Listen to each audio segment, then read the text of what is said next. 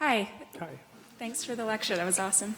I'm curious to know if a next step in the planning procedure is to think about transitional staging between the current layout and plan of these urban situations that need to change and the proposals that you think would be best suited for, whatever may come their way. Yeah, so a couple of things. So I showed you a very kind of distilled sample of some of the work that we're doing with Broward, but some of the main ideas that have stuck that are really important and fascinating. So unlike a lot of places that are super wealthy, the poorest, most marginalized people in Broward County actually live in the safest zone and the highest points, and the richest people live in the most dangerous ones. And slowly there's been this sort of process of like topographic gentrification, for a lack of a better word, where the high ground is becoming the place where the market wants to go. So Broward County is being proactive by zoning the high points or the ridges. It used to be zoned a kind of regional activity center, which is just another word for hotel and entertainment and kind of big development, to something that has something like a higher degree of social housing and affordable housing clauses. So this is one of the first time where we're starting to see a correlation between where you live topographically. So if Olmsted put essentially his contour map on top of the land use map, we can start to see the correlation between elevation and use and land use and the sort of zoning designation that is enabled in them. So these little things where we're starting to see on the flip side, areas that we know are going to be underwater in 5 years versus 10 years versus 20 years have a gradient of laws or clauses of how high you have to change, lift your home and do the first finished floor elevation, or how much green space you have to have around your property so that it could hold water. So for the first time, we're kind of starting to see, even at smaller scales or long-term projections, this idea that we need to think about the landscape and the geology and the topography and what could happen on top of it. Right. So sort of being able to democratize topography going forward, like being right. proactive. And people don't know. This is the other thing too. Most people don't think about that. You only think about it if you're on your bike and you have to bike uphill, right? But most people don't talk to their city councilors and say, where am I in relation to the flood risk? What kind of soils are beneath my home? Can they hold that much water? Unless you're building your home or unless you're faced with constant flooding, then you start to know those things. The other thing I wanted to mention is that I think something like 75% of Ontario's floodplain maps are out of date. And this was in a report just a couple of years ago that said we've built so much and we haven't updated our floodplain maps. So a lot of homes that were once upon a time not in the floodplain are now in the floodplain. And this is something that is a public, kind of like a public document that is essential. And what do we say to everyone who's now in a floodplain? You can't live here anymore? Maybe in some instances, but in other instances you say, you can't live here the same way you've been living for the past 30 years. We gotta retrofit. We gotta change the section of the road. We have to change how much permeable surface is around you. If this is a strip mall that is all paved and it's in an area that is now in the floodplain, the law should mandate them to plant more green space around. So these are things that now it doesn't, because it just treats it like any other commercial strip.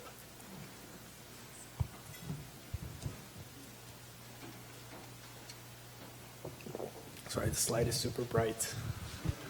So you said you were talking to counties in South Florida, but what happened to those conversations? Like, what kind of response have you been getting? Has there been pushback? And the second part of my question is, how interconnected are those different municipalities, states, provinces, and countries between Canada's practice and the U.S.'s practice? Is one's innovation going to lead to an expanse of that, do you think, or is it quite isolated status quo? No, Broward County is incredible. They're the one county north of Miami, and everyone gives all the attention to Miami because it's Miami, but Broward County is where Fort Lauderdale is. And they actually have this incredible woman who's like a force of nature. Her name is Jennifer Hirado, who was their chief resilience officer and their manager of a department they called environmental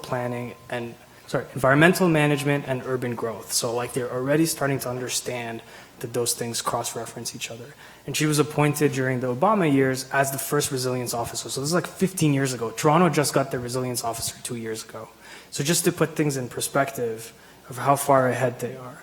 So everyone is learning from what's happening down there, because the threats that they're facing today, we're probably going to face in 10, 15 years or 20 years. And again, these ideas are transferable in ways where places that are kind of like at the urgent cusp of disaster, for lack of a better word, are the best places to test because there's a lot of urgency.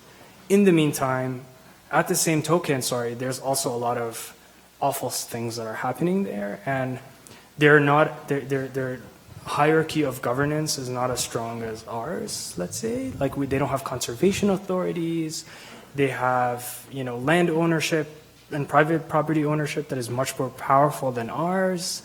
Like in some senses we're blessed, but again, all of these things, as I mentioned when I was talking to some of the students earlier, is politics is so intertwined with this that there might be the potential that we might elect a government, or they might elect a government that might undo all the progress that has happened. So you cannot, like the impact of things at different levels is they're nested in each other and they're very fragile.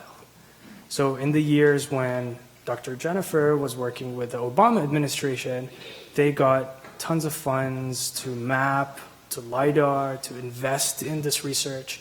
And now they're in a phase where they have to find other sources and be more creative, but they're still pushing the agenda. So these things, like your question is really important, but again, if we believe that there is a public planning process, if we believe there's institutions that could enforce it, if we believe that design should push innovation rather than purely be submissive to the wills of the developer in a place that we know is dangerous, all these things go hand in hand. Hi. Hi. First of all, thank you so much for the lecture. I guess I'm just wondering, all this research is kind of related to the relatively affluent, planned Western cities, and I'm wondering how it could begin to apply to kind of unplanned, informal cities, which tend to be the most at risk. A really good question. Actually, it's a question I got a lot. There's two ways to answer this. One is Western planning models are exported all around the world, for better or for worse. So I did some work in Manila, in the Philippines, and we looked at this area called Laguna de Bay, which has been hit by Typhoon Hainan, I think, twice, or like it's just kind of in a huge danger zone. And that area of Laguna de Bay is essentially built mostly with informal settlements. And these informal settlements are really fascinating because what they are is this web, this kind of like, if you think of them, they're like a basket weave of developments where you've got these stilts, then you've got homes, and these homes are essentially a weaved basket. It's like this kind of sort of mat structure where the back of one home is the top of the other, where they've got these walkways and they're all interconnected, and where there's a social hierarchy embedded in that home. So it's a matriarchal society, and essentially the elder matriarch lives in the front line, and the families with kids live in the back. So if the hurricane hits, the matriarch's home is the one that gets the immediate damage, and the ones in the back are saved and protected by this weaved basket. The World Bank comes in, gives the municipality of Manila a ton of money, tells them to come up with a master plan. They zone the whole area residential, and essentially the idea was to take out, not to romanticize, by the way, that place, but to understand that what they're doing is they wanted to put all these people in concrete apartment blocks along the water that still is going to flood anyway, which is what's happening south of the site, and basically detach people from a way of life that they've known for thousands of years. They've always been able to rebuild exactly the way it was and get rid of, essentially create a vulnerability that might have never been there in the first place, and detach them from their social way of life that is intertwined with the physical fabric that they lived in. So if you can imagine, all those structures fall apart.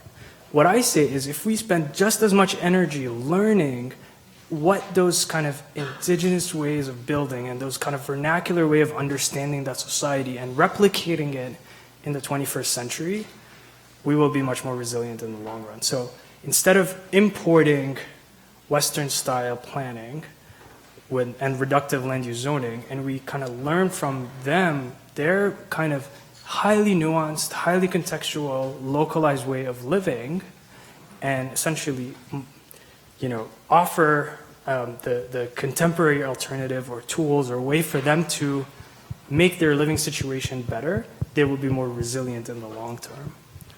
So I think they have things to teach us more than we have to give them. Thank you.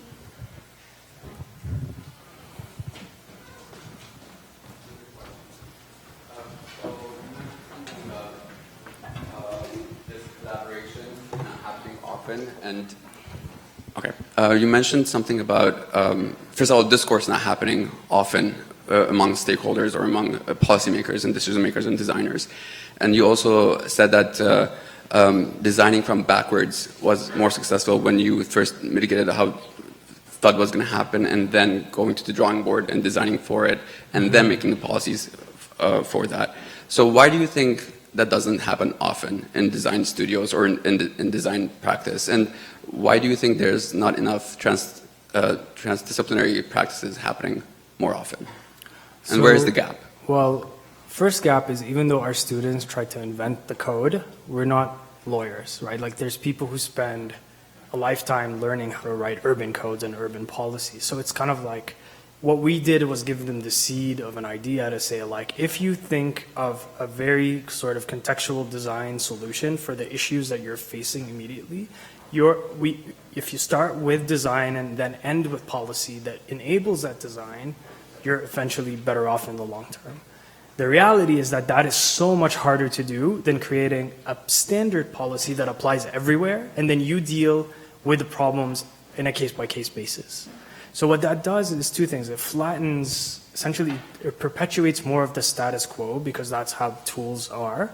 And then you end up having you stifle innovation because it's a lot harder to fight with lawyers to make something better than what the standard is forcing you to do.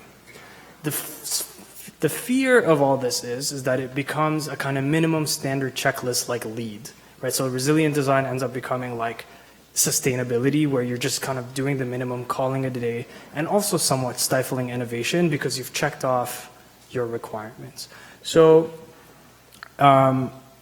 where this is all breaking down is in places like South Florida, where people are already living underwater. Like when the tide comes in, water comes up. So all those tools are not working. You can raise your seawalls all you want.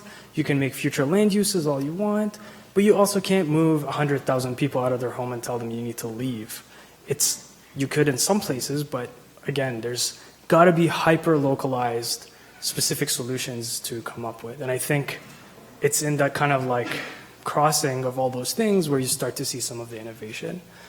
And then in places like, I would say maybe on the waterfront in Toronto, where it is a kind of single stakeholder, the waterfront agency that has made a mandate of saying, we're going to lead with landscape, push design excellence, and force a kind of public realm that is driven by design competition.